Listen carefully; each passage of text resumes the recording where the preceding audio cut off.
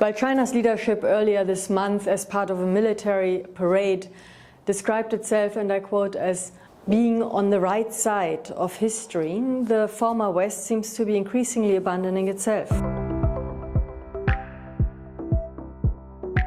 Since a while we are observing the systematic reduction of official development assistance in the US, in the UK, in France, in Germany. We see the systematic undermining and weakening of the institutional landscapes of international cooperation. We observe a General Assembly that reminds the distant viewer of a situation from the emperor's new clothes.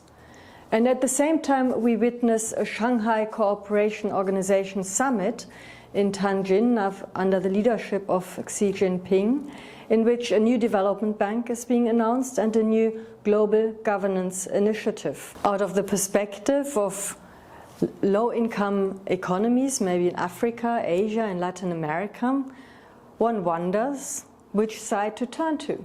For Europe and for Germany, that means that we need to reflect on which trusted, which reliable, and which reciprocal partnerships and alliances do we need and do we want to foster in order to indeed build sustainable futures.